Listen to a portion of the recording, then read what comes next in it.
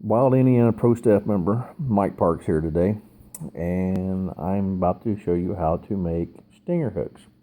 I'm actually getting ready to go to the Detroit River for some pre-spawn and post-spawn walleye, and this actually works here in Indiana too.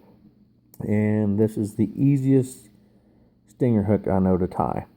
This is removable, has a slide lock, so you can take it on and off your lure, and makes it real simple, and it increases your hookup ratio.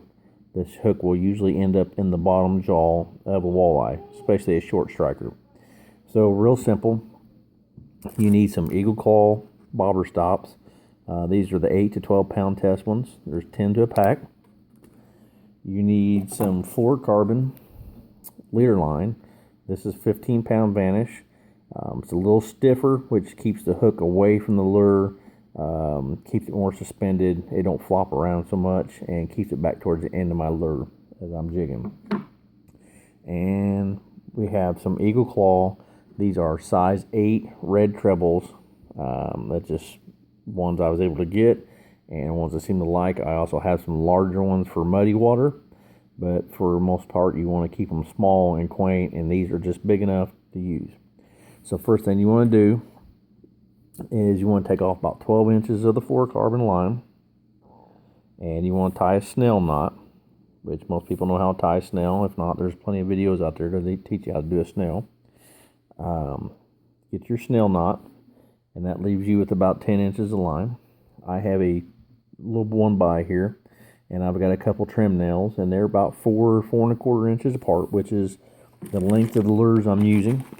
So that way it will trail just behind the very end of my plastics. What I usually do is, and the higher you put this up on this, the easier it is to tie the knot. So what we'll do is first we're going to feed a bobber stop on the fluorocarbon line. So we'll get the bobber stop about where it goes here. Slide it onto the line. At this point, you have a loop. If you use a bobber stop for bass fishing, you usually pull it off and pull your line back through. But this time, we're just going to cut the metal off, and that leaves the bobber stop with a loop. We're going to hook that loop on this nail, fairly high up, and we're going to hook this one back here, and then we're going to pull our slack out. So now we're up about 1.5 inches off the top of the board, and then we're going to slide the bobber stop up to about 1/4 inch to 3/8 off the end of the nail. Now we're going to tie a uni knot, and again, if you don't know how to tie a uni knot, you can look on many videos on YouTube. But we're going to go through with our uni knot, and we're only going to do it twice. If you was to tie a hook, you go 7 times, but right now we're just doing twice. Keep it above your bobber stop and snug it down, but not real tight just yet. Again, just right above, like 1/8 inch, 3/32 above that. Pull it somewhat tight, but don't snug it. Then we just do the common overhand knot over both of them, and that just keeps that from moving so much. And a lot of times, if you can't direct your knot where you want it, you can use an extra nail.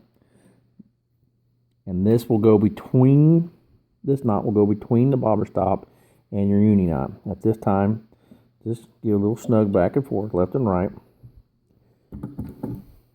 Trim your tag, and then this leaves you with your stinger. Now the idea of this stinger is that I can take, if this was my jig or my lure, I could put that over the hook and slide that up, and now that's tight on my lure, and that's my stinger. If I need to put a new piece of plastic on because it's ripped, I just pull that back, the bobber stop back against the knot, and there I go. Then I can add a new plastic to my jig, get it trailed out the way I want it, and then put that back on. Or if I'm done fishing for the day, I pull it off so that's not flopping around on the rod. Again, I'm Michael Parks. I'm with Wild Indiana Pro Staff. And any questions, please feel free to contact us via the website and we'll see what kind of answers we can come up for you. Thank you.